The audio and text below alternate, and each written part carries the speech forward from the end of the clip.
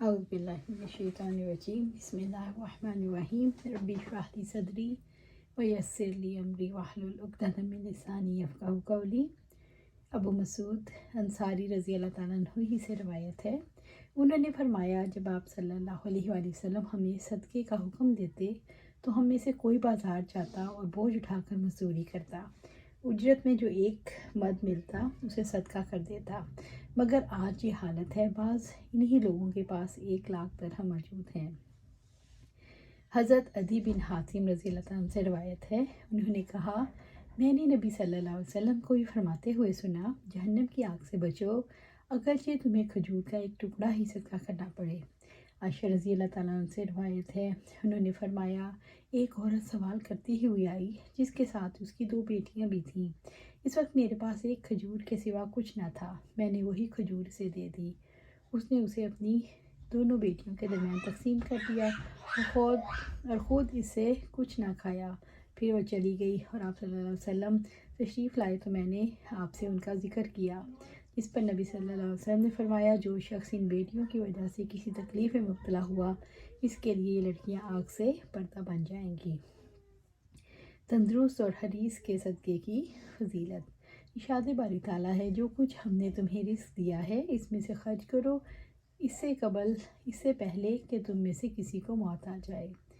نیز اللہ سبحانہ تعالیٰ فرماتے ہیں ایمان والو جو رزق ہم نے تمہیں دیا ہے اس میں سے خرچ کرو، اس سے پہلے کہ وہ دن آئے جب خرید و فروخت نہ ہوگی۔ ابو ہریرہ رضی اللہ تعالیٰ عنہ سے روایت ہے، انہوں نے فرمایا ایک شخص نبی صلی اللہ علیہ وسلم کے پاس آیا اور عرض کرنے لگا اللہ کے رسول کون سا صدقہ اجر اور ثواب میں سب سے بہتر ہے؟ آپ نے فرمایا وہ صدقہ جو تندرستی کی حالت میں ہو جبکہ تجھ پر مال کی حرص کا بھی غلبہ ہو، تجھے ناداری کا اندیشہ بھی ہو اور توانگری کی خواہش بھی، اس وقت کا انسان نہ کرنا کہ جب دم حلق میں آ جائے تو اس وقت وصیت کرے کہ فلاں کو اتنا دے دو اور فلاں کو اتنا لکھ دو، حالانکہ اب تو وہ از خود ہی فلاں اور فلاں کا ہو چکا۔ عائشہ رضی اللہ تعالیٰ سے روایت ہے کہ آپ صلی اللہ علیہ وسلم کی کچھ بیویوں نے آپ سے عرض کیا وفات کے بعد ہم میں سے کون سب سے پہلے آپ کو ملے گی؟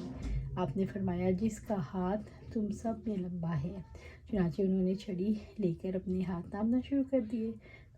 حضرت سودا رضی اللہ تعالیٰ عنہ کا ہاتھ سب سے بڑا نکلا، مگر سب سے پہلے حضرت زینب بنت جہش کی وفات ہوئی، تب ہم لوگوں نے سمجھ لیا کہ ہاتھ کی لمبائی سے مراد خیرات کرنا تھا، چنانچہ وہ حضرت زینب رضی اللہ عنہ ہم سے پہلے آپ صلی اللہ علیہ وسلم سے جا ملی، انہیں صدقہ دینے کا بہت شوق تھا۔